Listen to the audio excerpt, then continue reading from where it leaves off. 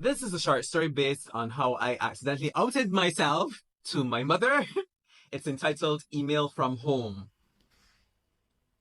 In the email application on the desktop computer at the White Halls, the completed email had instructions. Wait about 15 minutes after the lights come on. Enter the apartment wearing the mask. Use the knife to subdue the occupant. Tie him up. The email was from Michael to his Peruvian boyfriend, Jesus, awaiting his return to Brazil, where they were both students. Knowing that Jesus was a visual learner, Michael attached photos of what he wanted them to do after he'd been tied up. The porn actors in the photos had to resemble the two of them in the immediately obvious way. A click on interracial. Michael nearly lost his life when 100 windows of X-rated spam popped onto the screen. He clicked them all shut and found what he wanted. Michael! It was the matron. He called his mother this behind her back because she behaved like an old English matron bossing around the local nurses. He entitled the email to Jesus, I hope you're ready. Attached the obscene photos, hit send, and waited for the sent message. Michael ran upstairs before the matron started yelling as if he was for sale in the fish market. Considering afternoon traffic, he had to get going with the brother driving him. All right, well, have a good one, said the matron, putting the bagged wax paper and foil wrapped sweetbreads in his hand. At the door leading into the garage, she said, Travel safely. It always seemed she was fumbling in an attempt to say something else when it came to goodbyes. Michael imagined this was love you, since getting on a plane was the same as going into surgery for her generation. Something you ought to be blessed by the Lord to survive. For Michael, however, love you was for actors on Lifetime television. Anything more than what his relationship with his mother had accustomed him to would have instantly hardened his arteries. Michael arrived at his apartment in Brazil.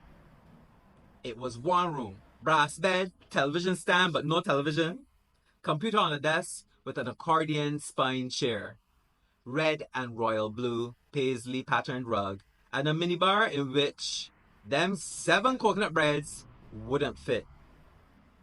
Good to be in his own space. Off went his clothes. Michael remembered he had to send his mother an email letting her know he'd arrived safely.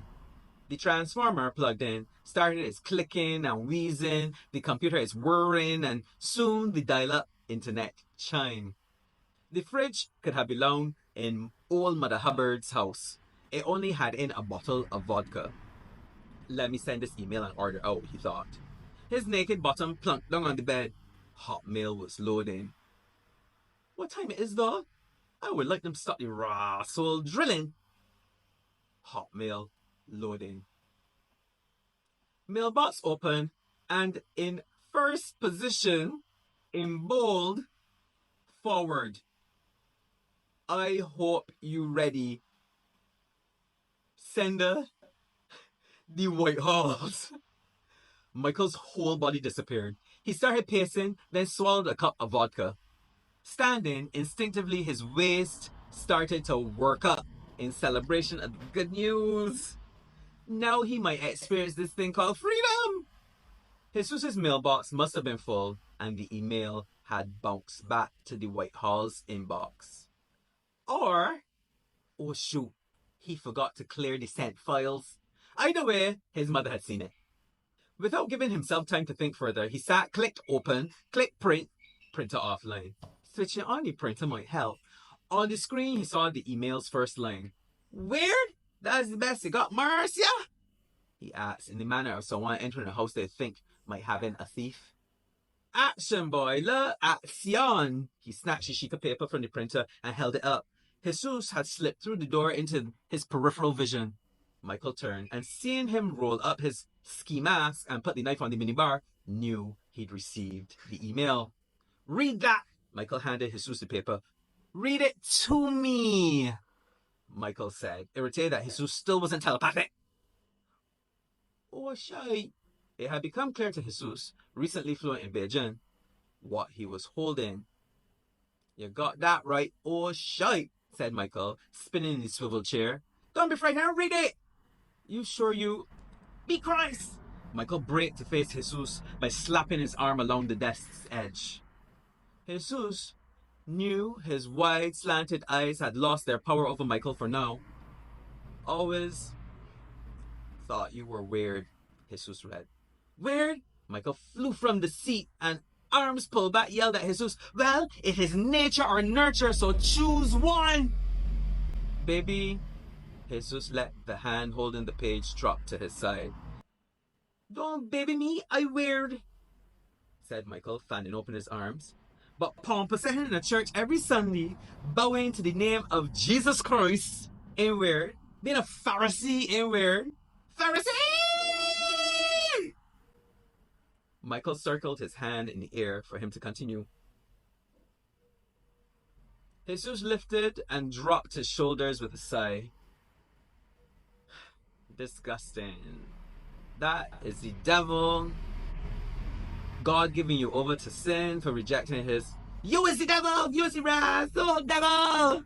Michael started to laugh, and I reject you word! Jesus started to laugh along. What you laughing at? This is no laughing matter, said Michael. Continue, Marcia.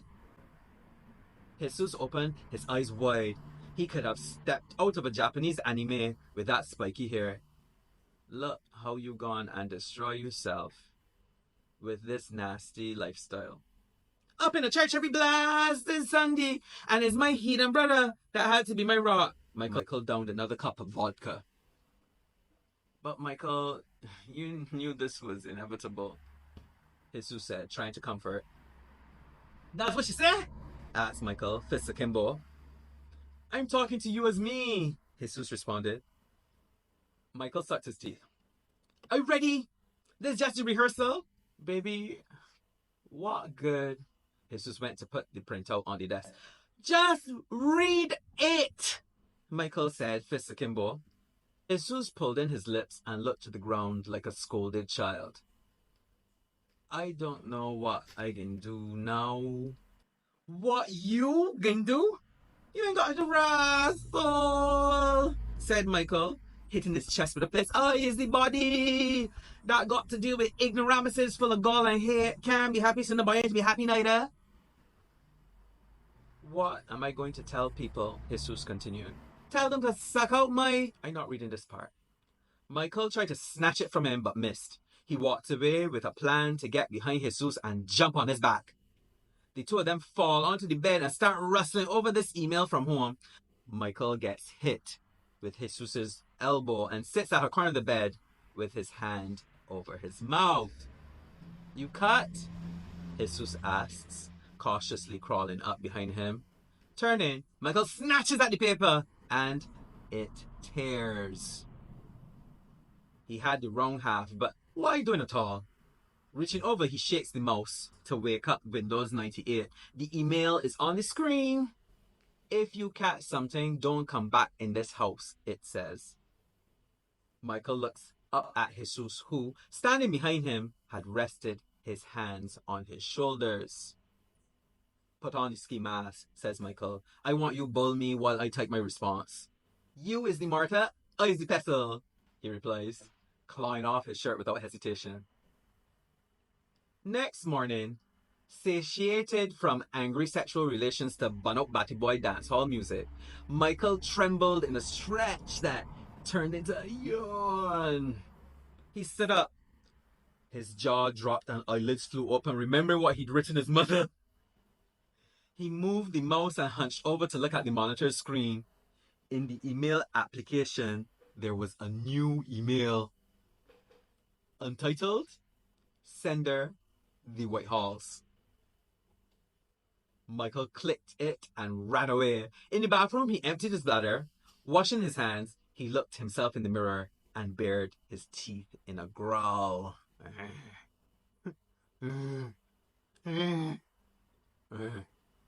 Back at the monitor, the opened message read, You went long with the coconut breads and forget the porn. Sitting on the bed, Michael reached for the ski mask and put it on inside out and backwards, leaving no holes for his eyes or mouth.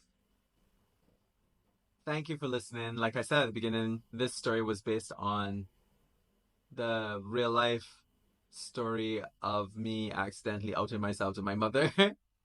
So a lot of it's true. I feel like I had always prepared myself for this moment by maintaining a certain distance between me and her and my father as well. But that was easier since he didn't really make any effort to be close to me.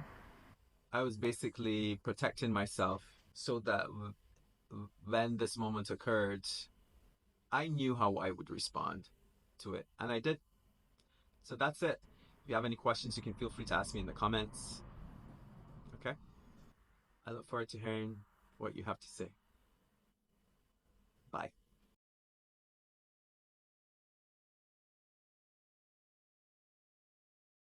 Michael! Be Christ! Michael! Be Christ! That's the end.